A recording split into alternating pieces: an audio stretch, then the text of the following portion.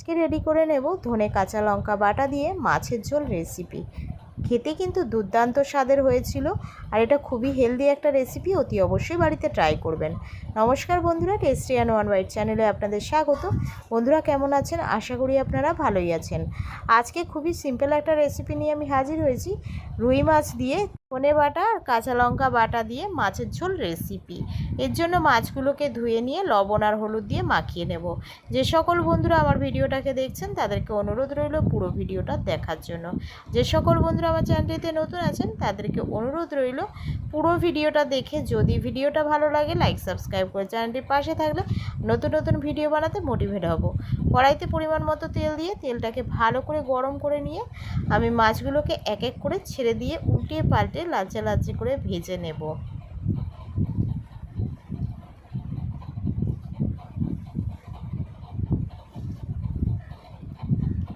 ভাজা হয়ে গেছে, মাছগুলোকে আমি তুলে নিলাম। এদিকে একটা মশলা রেডি করে নেব। এখানে আমি নিয়ে নিয়েছি 1.5 চামচ মতো ধনিয়া, গোটা ধনিয়া আর 4টে কাঁচা লঙ্কা। আমি ভালো করে পিষে নেব মশলাটাকে।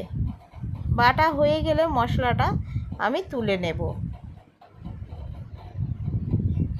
মশলাটাকে পুরো মিহি করে আমি বেটে নিয়েছি, এবারে আমি তুলে নিলাম। এখানে কড়াইতে আমি আরও 2 চা চামচ মতো তেল দিয়ে এখানে দিয়ে দিলাম একটা শুকনো লঙ্কা, একটা তেজপাতা, একটা টমেটো আর আলু কেটে রেখেছিলাম সেটাই দিয়ে লবণ আর হলুদ দিয়ে দিলাম পরিমাণ মতো, দিয়ে ভালো করে নাড়াচাড়া করে নিয়ে হালকা করে আলু আর টমেটোগুলো ভাজা হয়ে গেলে মশলাটাকে যে বেটে রেখেছিলাম সেটাই এখানে অ্যাড করে দিয়ে অল্প জল দিয়ে ভালো করে কষিয়ে নিয়ে পরিমাণ মতো জল দিয়ে ঢেকে দেব। এবারে সিদ্ধ হয়ে গেছে আলুগুলো, সিদ্ধ হয়ে গেলে এক এক করে মাছগুলোকে দিয়ে দেব। মাছগুলোকে দিয়ে নাড়াচাড়া করে নিয়ে কিছুক্ষণ ফুটিয়ে নিয়ে নামিয়ে নিলেই রেডি হয়ে যাবে ধনিয়া বাটা কাঁচা লঙ্কা বাটা দিয়ে মাছের ঝোল রেসিপি। খেতে কিন্তু দুর্দান্ত লাগে। অতি অবশ্যই বাড়িতে এইভাবে একবার ট্রাই করবেন। ভিডিওটা ভালো লাগলে লাইক সাবস্ক্রাইব করে চ্যানেলটির পাশে থাকার জন্য অনুরোধ রইল।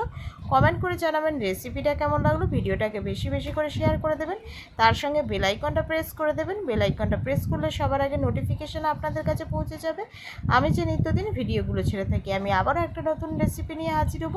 ততক্ষণ আপনারা সুস্থ থাকবেন, ভালো থাকবেন। আজকের মতো এইটুখানি। ধন্যবাদ বন্ধুরা।